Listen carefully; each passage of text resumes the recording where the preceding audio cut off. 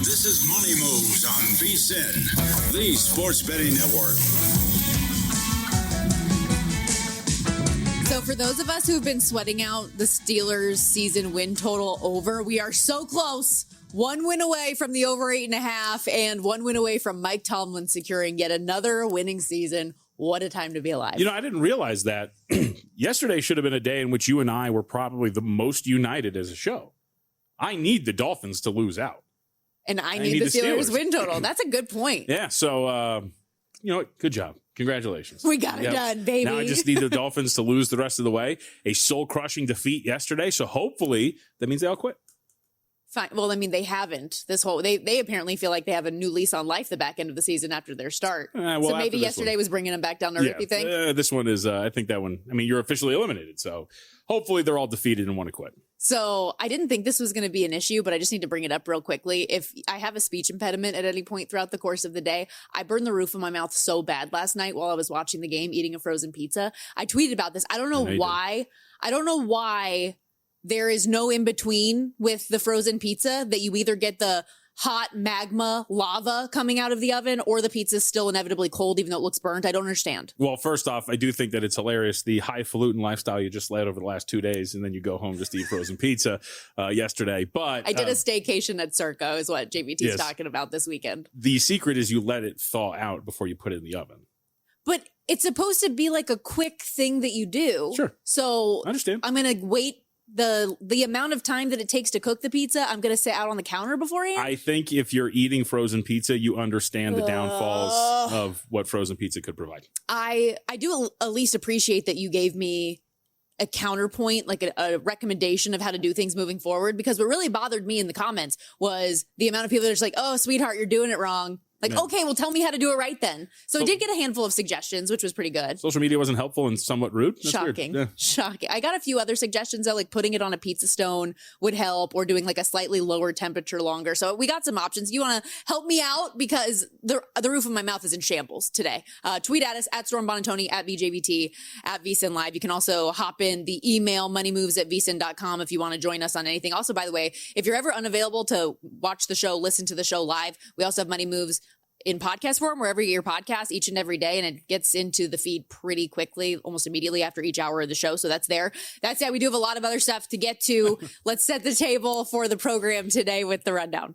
It's time for the top headlines and topics of the day. This is the rundown. Got a couple great guests on deck starting in 30 minutes. VSiN.com managing editor Adam Burke is going to stop by in studio as he always does on a Tuesday. And then coming up in hour 2, 12:30 Pacific time. What is that then? 3:30 Eastern? I'm trying to do the math. College basketball analyst Greg Hoops Peterson will be with us as well. Big card today in college basketball. Lots of ranked teams in action, including number 11 Louisville at number 20 Tennessee, where we've seen a little flip of favorites there as well. Louisville opened a short 1.5 point road dog, and now Tennessee taking money out to 2.5 on the ball side. Yeah, I mean, it's a big card in the sense of there's a lot of games, but a lot of those top 25 teams are laying over 20 points. Doesn't seem like it's going to be a big day, at least in terms of entertainment. When the Tritons of UC San Diego are one of the more intriguing contests on the card, nothing against Adam Burke and what he loves. You could probably just sit back and watch the NBA Cup later tonight. That is a great way, though, to tease real quickly. When Adam joins the show, he does love some of these lower level programs. In some cases, programs you might have never even heard of.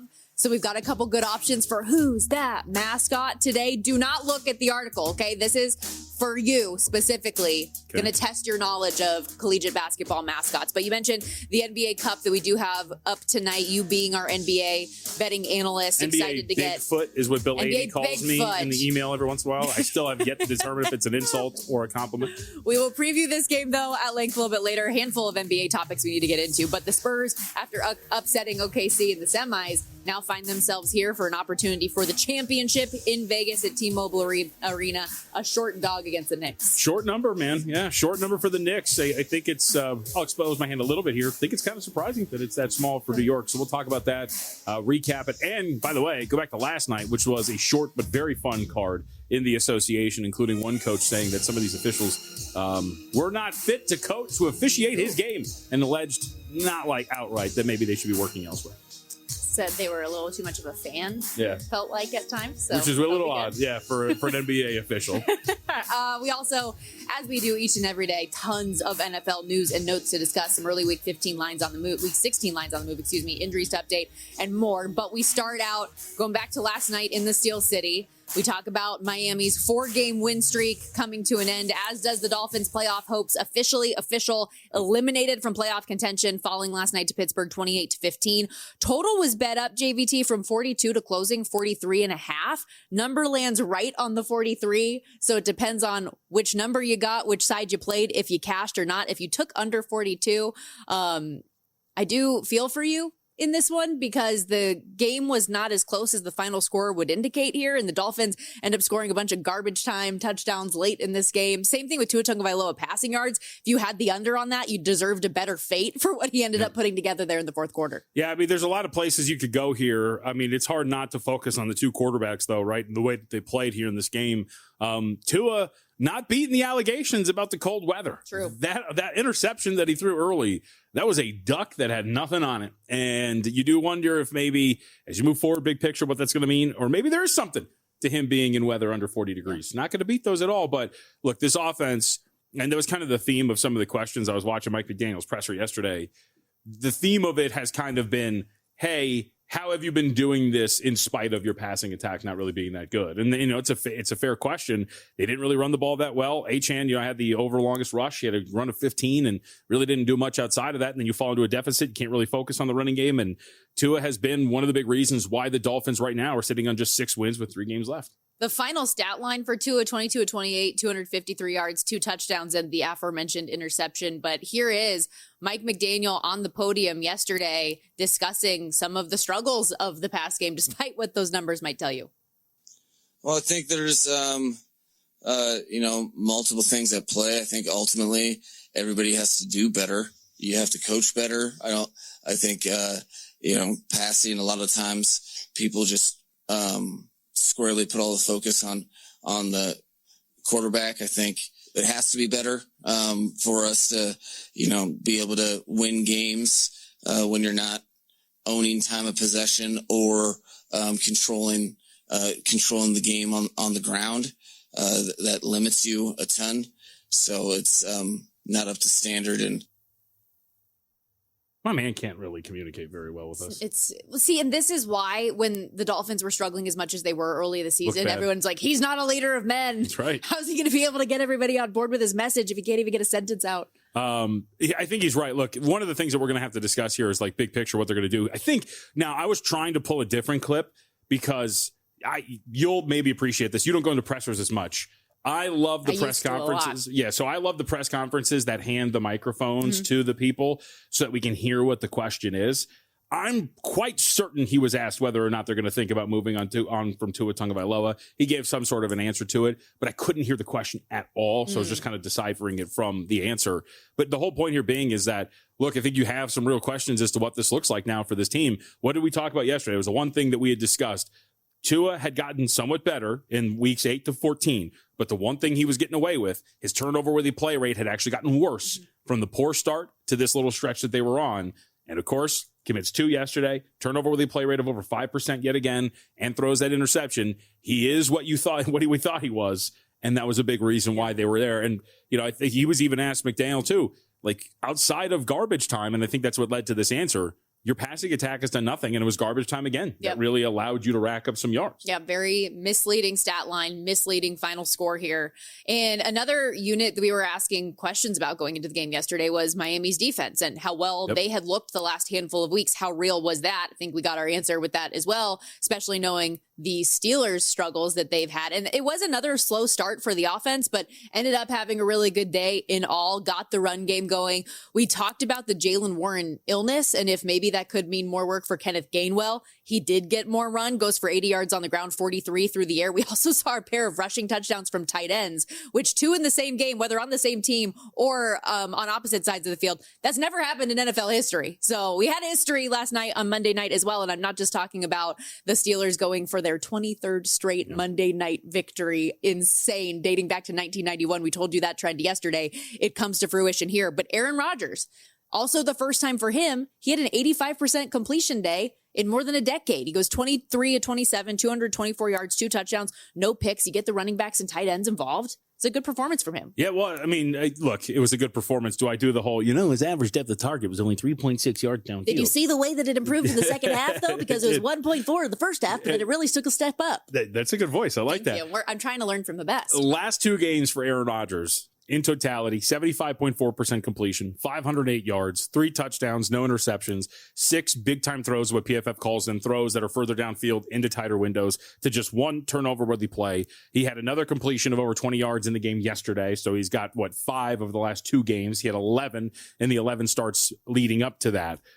Is he getting better? Is this offense finally starting to look like what a lot of people expected it to as they get closer to the postseason? I think so, and I hope so, quite frankly. I need at least one more win, and I'm sure they would like to win the division, where we have seen that flip of favorites once again in the division, where they have retaken that top spot, minus 125, maintain first place in the AFC North. They are 7-point dogs at Detroit this week. Then they are at Cleveland, a game you would expect and hope that they win to get there. And then you close out the season with a rematch with Baltimore, where the division could potentially be in the balance. The Ravens, meanwhile, have New England this week, where they're a 3-point favorite, at Green Bay in between before they have to visit the Steel City. It's only 2 games, but he did look like physically it came off the screen how good he looked. It looked better. Like he had a really good pass over the middle that had some zip on it. He's still got the arm strength here and there. Again, the average of the target was pretty weak, but at the same time, if it's working for you, that's fine. But it's hard to deny at least the returns that we have seen. And this could still, theoretically, this could still be an 11-win team by the time we get to the postseason. And it is pretty cool, too, considering some of the backgrounds of the guys who made plays yesterday and recently. There's a soundbite I want to play you from Aaron Rodgers after the game yesterday, that it was going down such a good road and you're rooting for Aaron, and then it changed. We'll be right back.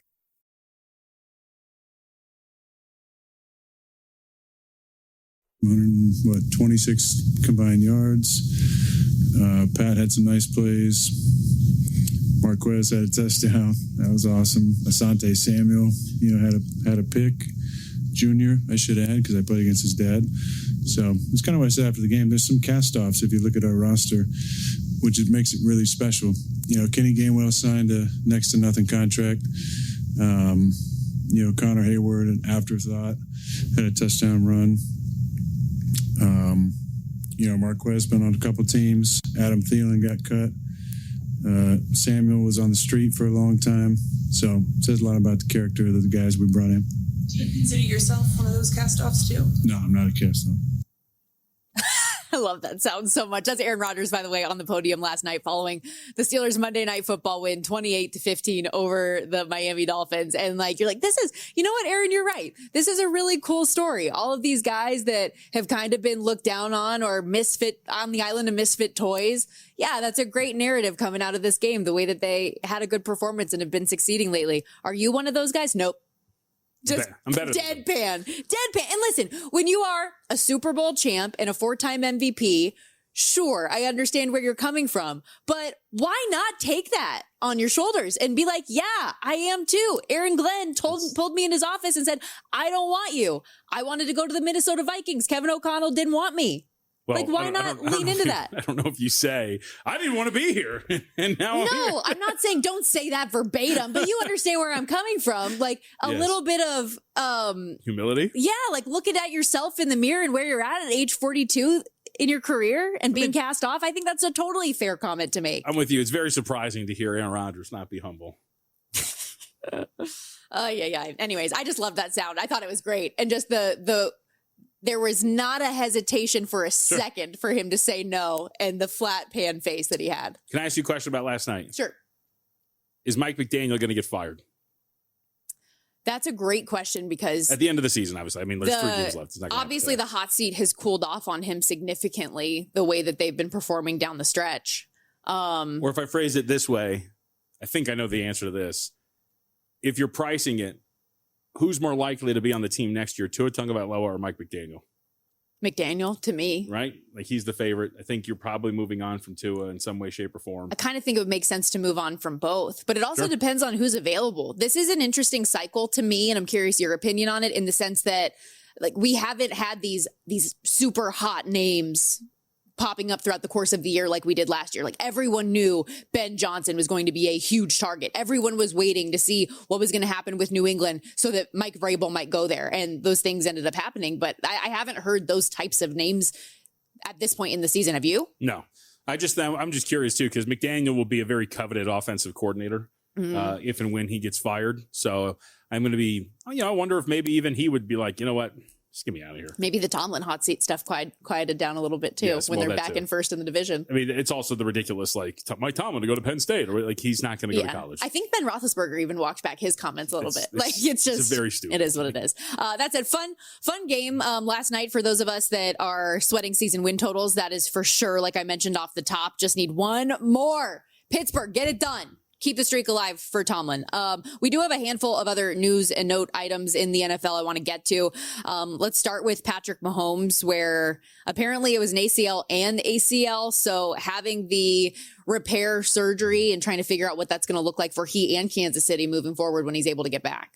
Sounds like it might be a little bit more extended time in terms of recovery, or at least in terms of him being the same guy. We saw him run a touchdown in. We know about his mobility at times, so maybe that's just not there. And for his team, those hooks are starting to disappear for the Tennessee Titans. We talked about this when that line went up. It was 3.5 across the board. Circus at a juiced 3 -115. So is Superbook and some other spots. So I'm going to be curious to see where this line goes. But at least the market for his team is they're going to try to do this without him. Kind of like the same path we're walking down, which is like, seems like a really tough spot for the Chiefs to kind of bounce back from. Chiefs remaining schedule. They're at Tennessee this week, as you mentioned. Tough game against that Denver defense coming up on Christmas. Especially with Gardner Minshew. And then the final game of the regular season against Vegas. So and we talked about it yesterday too, just from a motivation standpoint, if you're the Chiefs, that has got to be so draining. Not only the fact that you're not in the postseason and don't have anything to play for the rest of your season from that standpoint, but that the guy who this is all built around isn't out there for you. It seems like an easy letdown. I know we don't usually do letdowns in professional sports, but this seems like a balloon bursting type of game. You've been playing for these championships. Every single game has been these high leverage spots. You're in New Orleans and you're in Las Vegas and you're playing these games that matter. And now all of a sudden you've got 3 games left. You've got a star tight end that might be retiring at the end of the year.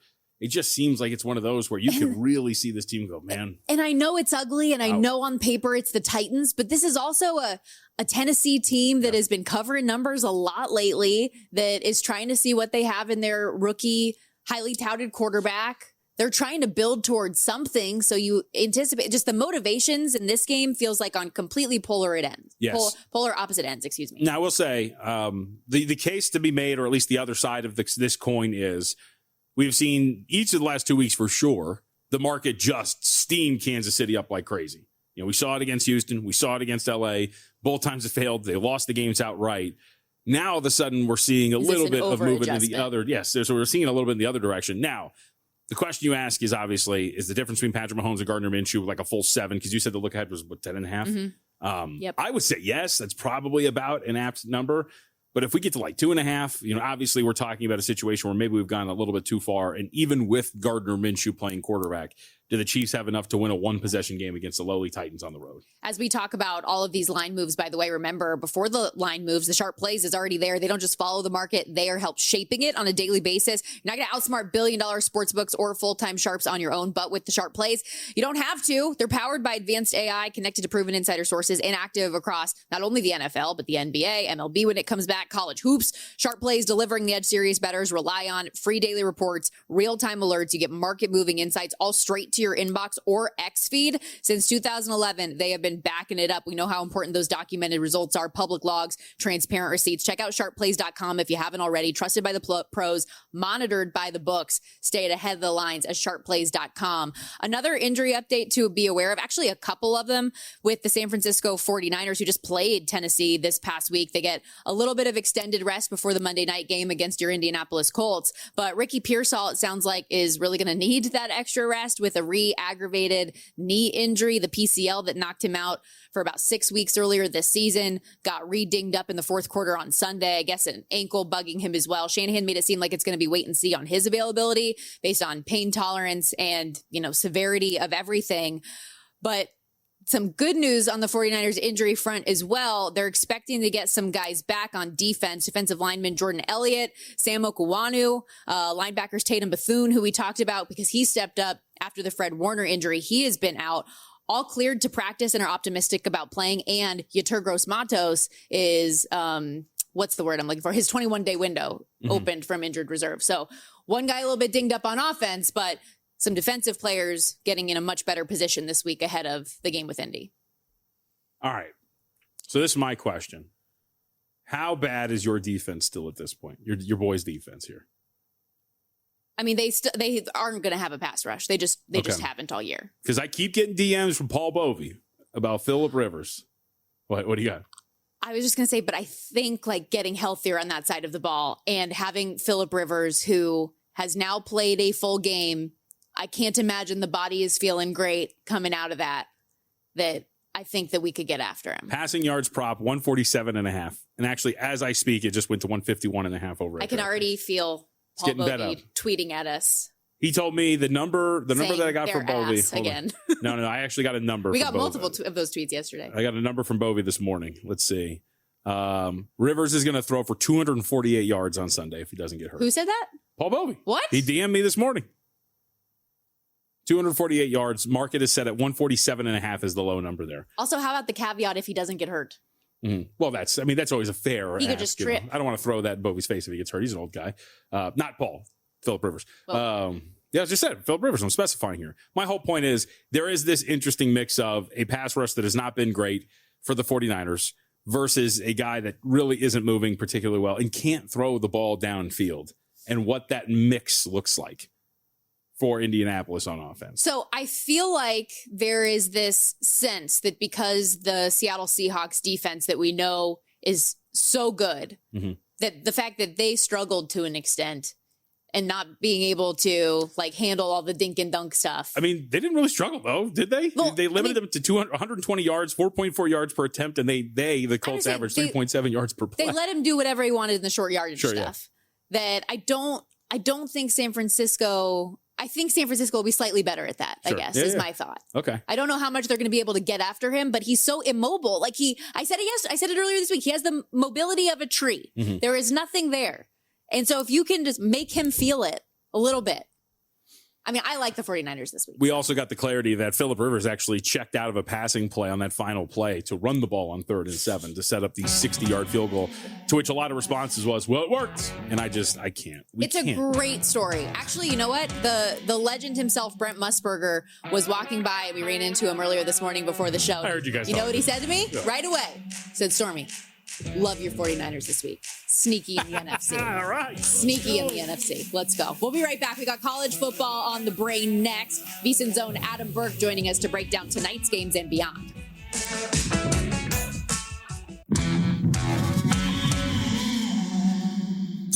You're watching Money Moves here on VSiN, the Sports Betting Network. On this Tuesday edition of Money Moves. I gotta learn the days. Tuesday edition of Money Moves, VSiN, the Sports Betting Network. Stormy Buonantony, Jonathan Von Tobel with you. VSiN.com managing editor Adam Burke on the desk with us, like he is each and every Tuesday. That's how I should have known what day it was, honestly. And Adam, before we get into all of the college football stuff, we have a very important conversation that is ongoing here on the program today, and it is about how to figure out the hot lava pizza sauce situation for the at-home frozen pizza. I'm getting a few suggestions, including from one of our bosses, Steve Cohen, who says you wait 5 minutes. Like that's the magic number after you take it out of the oven. We've gotten a couple other suggestions here. At Braves Country X said chef here typically would cook it at a slightly lower temp, but for longer. So instead of 425, you go down to 400. Instead of 16 to 18 minutes, it's 18 to 20 minutes. And then you let it rest a little bit. I don't vibe with the letting it rest very much. And then a few people also said put it in the freezer for 5 minutes again after you cook it. That I really can't get on board with. Yeah, no. So, I mean, I think we're really overcomplicating this entire process here. The one thing that I do, so what I like to do is I will tear the pizza box to the point where I can put the pizza on top of the inside of the box, then cut it that way. Okay. So that also helps kind of cool it down just a little bit because the box still has a little bit of chill to it. So you take it off of the metal pan situation and then onto the box. Okay. And so then that way it kind of, helps the heat dissipate a little bit. The other mistake that you made, and this is a very, very big mistake here, it's got to be thin crust pizza. No. It has to be because, well, if you take out a pizza that's not thin crust, you get exactly what you get. When you bite down, you get all of that sauce that goes up to the roof of your mouth. Whereas a thin crust pizza typically doesn't have as much sauce. So you run a much lower risk of burning the roof of your mouth. As we're having this conversation, the roof of my mouth is in a lot of pain still from last night. It's not a good time. Do you have any suggestions for me? I mean, I think it's frozen pizza. Just put it in the effing microwave and let's move on. You guys are the worst. Oh, no, microwave, no.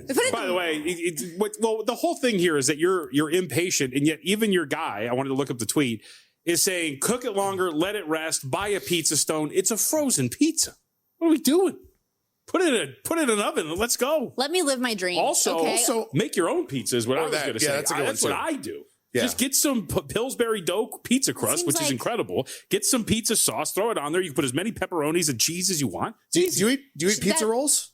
I not recently, but yes, love them. But that's the same thing. It's like hot magma. Right. So, but that's what you do there is you bite off the corner of several pizza rolls and let all the steam come out. Correct. And then you eat. Is that a known thing? Or you poke it, yes. Yeah. It's fascinating. But a known thing, we'll end it on this. It doesn't matter. The best pizza vessel are bagel bites. And that's the end of the conversation. Oh, man. I love a bagel bite. That was like a mean post-school, high school. Of course. Go home, pop them in the oven for 15. We're off and running. Just think, if it was French bread pizza that you had done, burning the roof of your mouth and cutting it open with all that, with the hard crust, you wouldn't even be able to work today.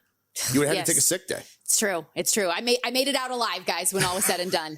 Let's get into a little college football because even though the college football playoff does get underway on Friday and we're officially in playoff week, we still have a handful of games coming up this week. And I know one game you are involved in is the one tonight, the Salute to Veterans Bowl, Troy and Jacksonville State going head to head in Montgomery, Alabama, 6 Pacific, 9 Eastern on ESPN. So it's the Conference USA runner-up versus the Sun Belt runner-up. Troy opened here a 3-point favorite, but as I look across the board, Pick'em, Jacksonville State a short favorite in a handful of spots now, and all that movement's come in the last 24 hours. So what should people know about this one? Yeah, I mean, so I played Jacksonville State as a dog, so I had already taken them earlier on in the process. What I was looking to see now, and I had a hell of a time this morning trying to find college basketball injury information. I'm having a very tough time finding a lot of good information about the bowl games, who's in, who's out, stuff like that. I kind of thought that maybe this line was moving because Troy quarterback Goose Crowder wasn't going to play. And the betting market, for whatever reason, thought that he was much better than Tucker Kilcrease during the regular season when Crowder got hurt. There was a big power ratings adjustment to Troy at that time, but it looks like he's probable to play tonight. So I don't know. I guess this is just, quite frankly, just a situation where the people out there betting on this game with kind of knowing who's in and who's out, just like Jacksonville State. And I do too. I mean, Jacksonville State's a team 4th in the nation in rushing yards per game. They've got a mobile quarterback. They made a quarterback switch probably around week 5, something like that. And their running game became a lot more dynamic with Caden Creel at quarterback. They've got a 1,000-yard rusher. This is just a really, really good team at running the football. And I think they'll be able to do that in this game tonight. So that's why I took them as a dog. And I mean, honestly, at this point, you could take them at 1.5. I don't think it's a game where the spread necessarily, I don't think it falls 1 or something like that. What do you make of the total? It was 50.5 at some spots it opened. We're down to 48.5. Seems like it's going one way. Well, this was a total that actually got bet, kind of down initially and then, started going back up now. Maybe that's the Crowder factor. Maybe he is going to play. And so that total kind of coming back up a little bit. The other thing, too, about these bowl games is that, obviously the total is impacted by who's playing, but also, what will the weather be like, in all these neutral settings. And so maybe sometimes you wait a little bit to, find out what the weather's going to be, maybe 48 hours in advance, stuff like that. Obviously, most of these are in warmer weather climates, at least as warm as it can be at this time of the year. But still something you want to look at for wind and rain and all that kind of thing. Also tomorrow we've got a double header, Staff DNA Cure Bowl, Old Dominion in South Florida. If you're USF, that's got to be a little bit of a letdown to be in the Cure Bowl after your name was in the mix for a college football playoff bid for a long time. They were as high as 7-point favorites of this one prior to the news that quarterback Byron Brown would be opting out of the game. ODU on the other side, despite not getting to play in that Sun Belt Championship, is probably the second best team in the conference. How do you see this one playing out?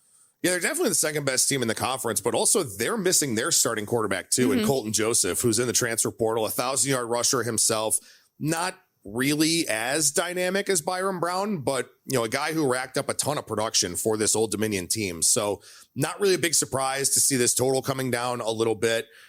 Brown obviously is a much bigger deal. So of course you see this line come down to 3.5, even seeing some 2.5s kind of pop up out there now in some shops.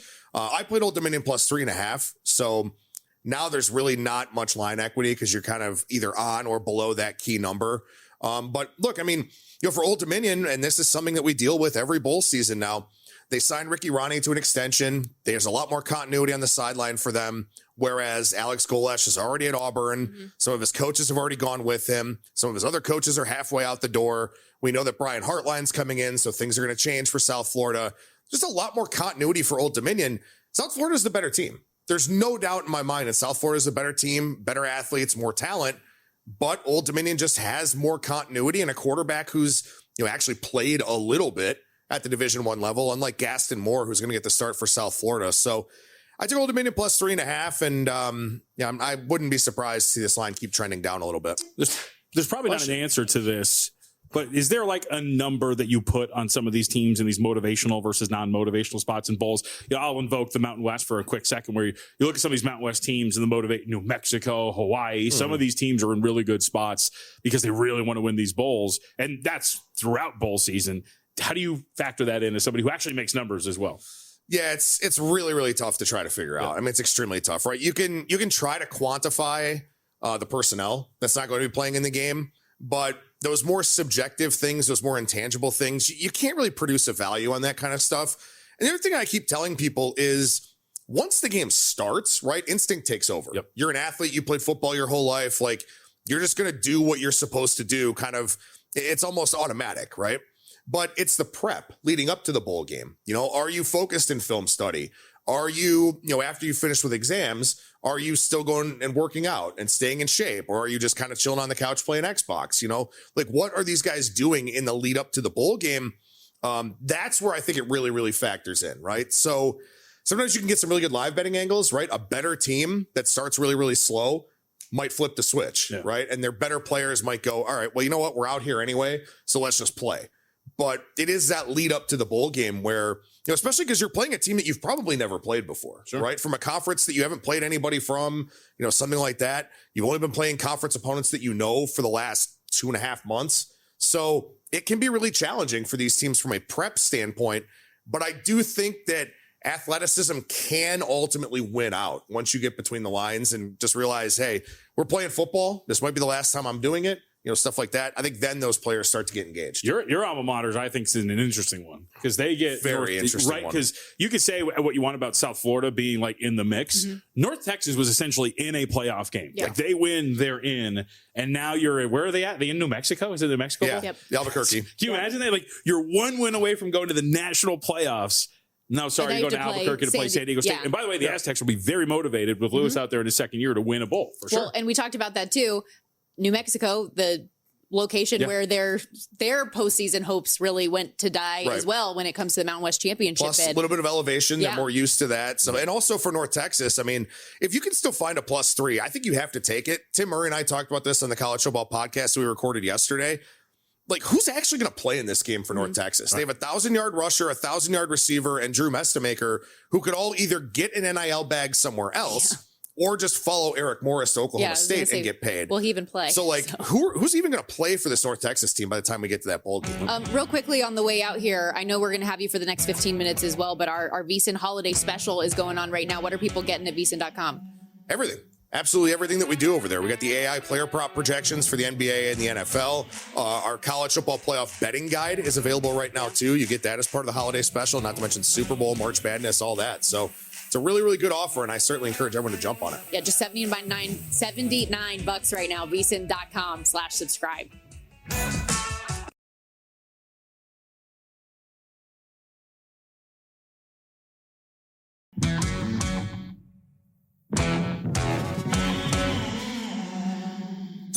You're watching Money Moves here on VSiN, the Sports Betting Network.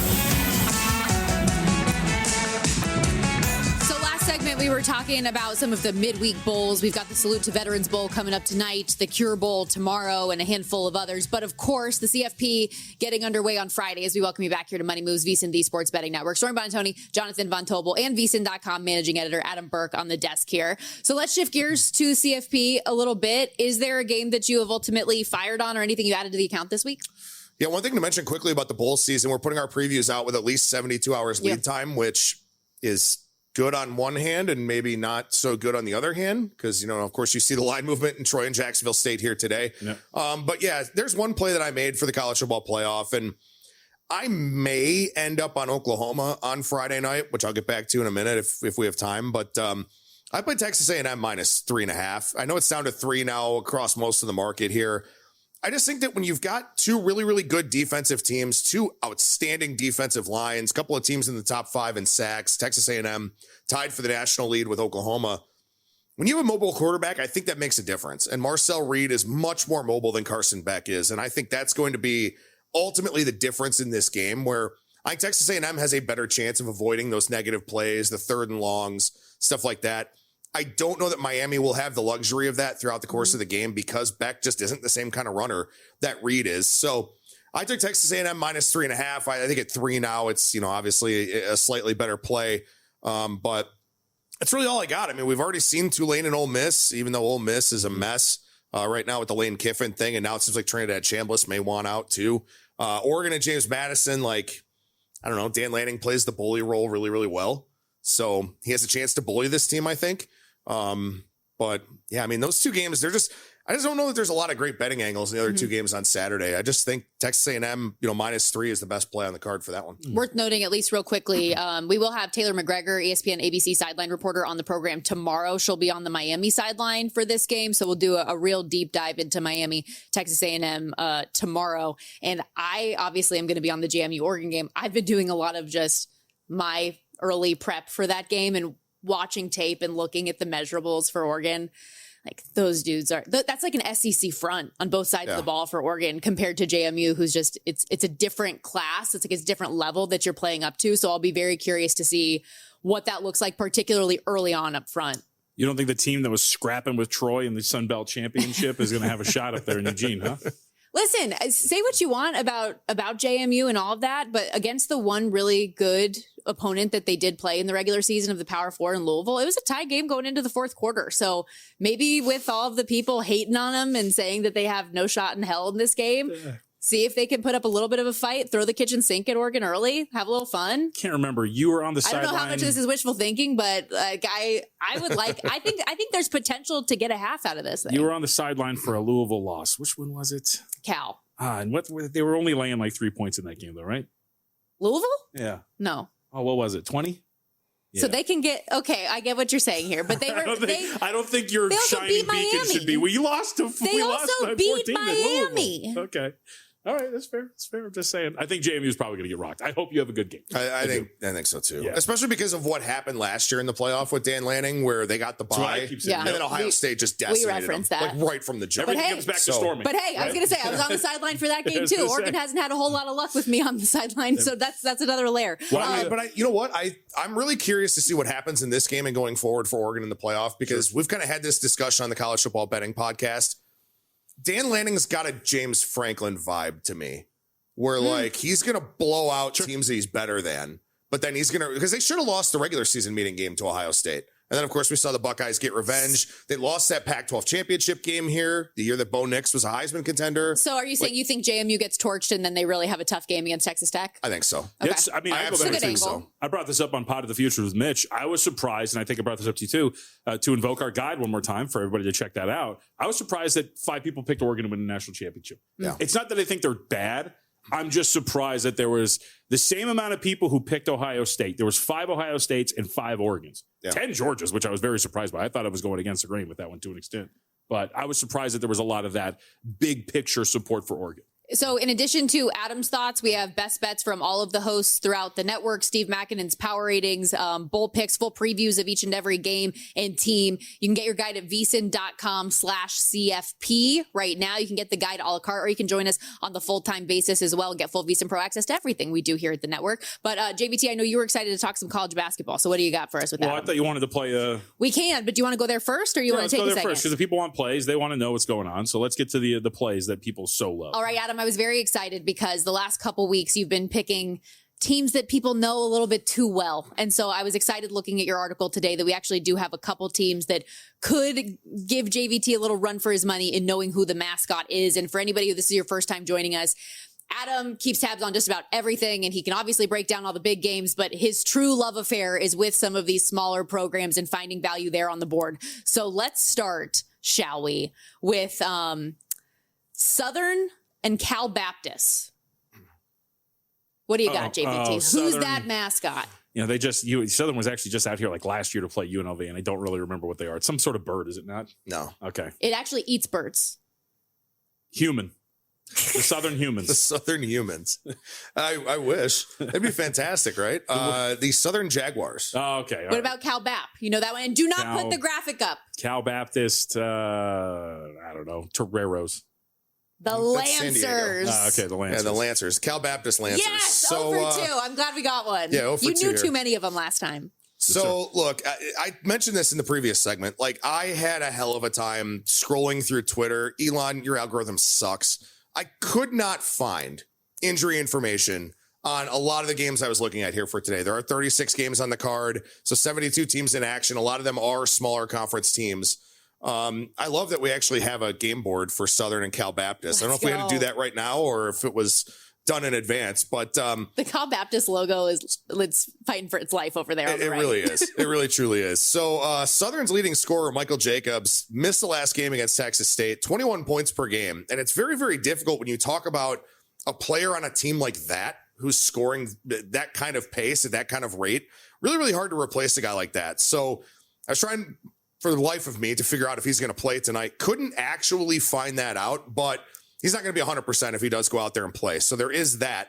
But this is a team that's shooting over 38% from three. Probably not going to continue. Second trip out to California. They lost by 14 to San Jose State earlier on this season. They lose by 14 here. I'd be happy because Cal Baptist moved all the way up to minus 12.5.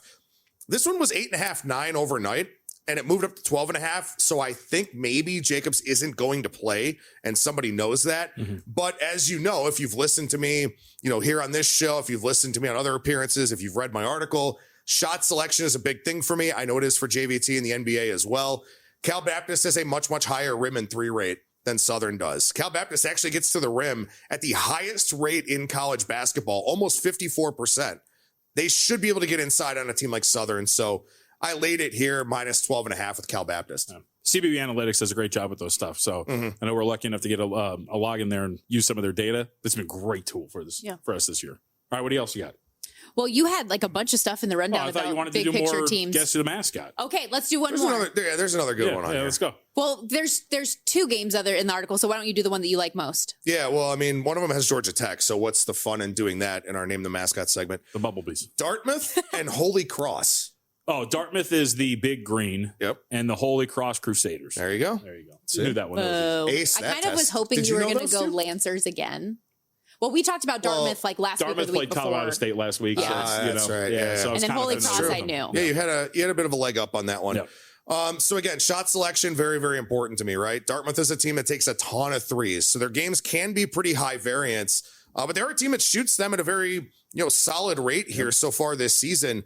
Holy Cross is a team that allows opponents to shoot 67% at the rim. So maybe this is the game where Dartmouth, because you want to defend the 3-point line, can make that extra pass, can get the ball inside. This is actually a really, really good offensive team, despite turning the ball over on more than 20% of their possessions so far this season. But Holy Cross is 320th in the country in turnover percentage on defense. So when I get a team that shoots a lot of threes, can have success on the inside, and their biggest issue is turning the ball over, and they're facing a defense that can't force turnovers, then I really favor that team in a game. So even though Dartmouth is a short favorite here on the road against Holy Cross, minus 1.5, I do like in this one. Okay. Why can't Arizona be the best team in the country?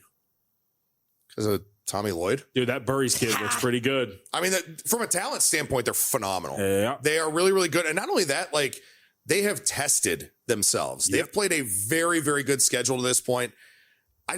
Tommy Lloyd's got to prove it to me, man. I mean, he's had some really good teams that he just hasn't taken anywhere in the NCAA tournament. So that's what he's got to do. He's going to have to prove it to me. I think it might be his best team. Can Michigan keep this up? To this rate, probably not. I mean, the way that they're just completely humiliating teams, but they are very, very good. And I think Dusty May, I mean, obviously we all remember what he did with Florida Atlantic. Like, he's got a roster that he likes. And I think he feels as though this is a team that fits what he wants to do, and they can have a lot of success going forward. Article up right now covering college hoops from Adam, VSiN.com, VSiN.com managing editor. Check it out. As well as, again, the CFP guide out right now, VSiN.com/CFP to add it to your repertoire.